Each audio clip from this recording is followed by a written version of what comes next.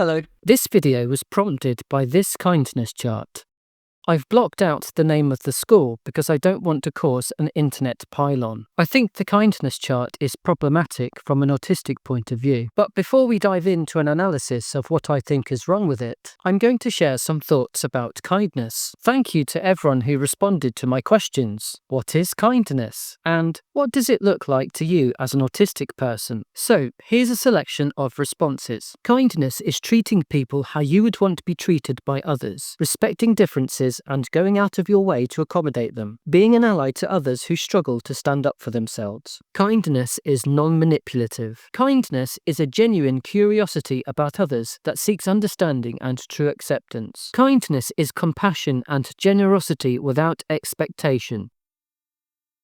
Kindness is showing genuine interest in others and treating others the way you would like to be treated and making time for others when they need you. Kindness is concern or an action for the well-being of others regardless of whether there is a benefit to the giver. Kindness is not causing other people's lives to be harder. Kindness is being polite and helpful to neurotypicals because it's not their fault they were born like that.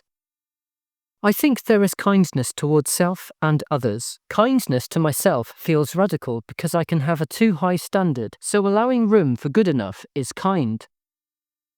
Kindness is trying to be understanding so that you know best how to interact with someone and help meet their needs. Yes, and unfortunately, I don't think the kindness chart demonstrates this level of empathy. Firstly, as I wrote in an email to the school, I want to acknowledge that the intentions behind the kindness chart are kind. I don't think for one moment that the chart was designed to cause issues.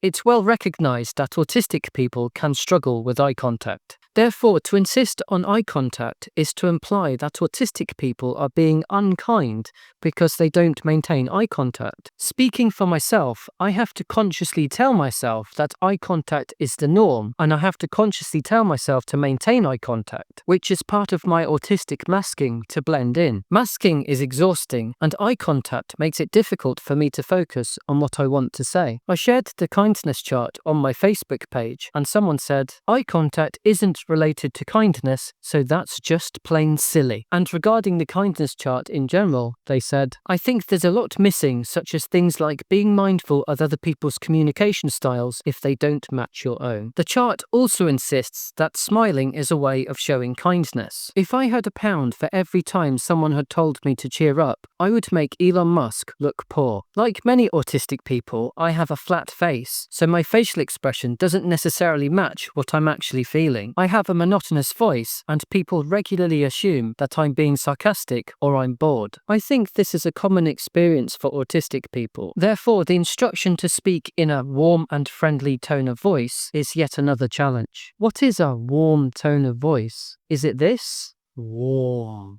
Or this? Warm. Or this? Oh, forget it.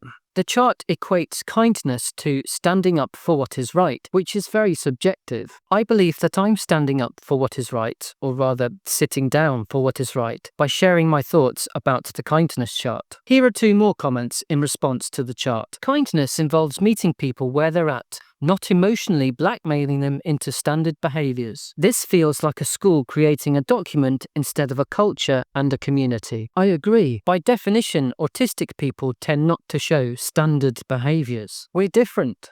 And that's okay. No list of rules or code of conduct can stop us from being who we are. To insist that we should be someone else is not kind at all. However, let me end by giving credit where credit is due. In response to my email to the school, I received this reply. "Thank you for taking the time to email your thoughtful and considered feedback regarding the kindness chart and offering your experience and expertise. Our aim through developing character virtues is to enable all our students to flourish, both in the school community and in wider society, and we look to do this through a variety of different ways. I want to acknowledge the concerns you raised about the implications of insisting on eye contact and the assumptions surrounding smiling and tone of voice. Your experiences highlight important aspects of communication that we need to consider carefully, recognizing how different individuals may interpret the intentions of the kindness chart. Thank you again for your openness and advocating for a more nuanced understanding of kindness." No,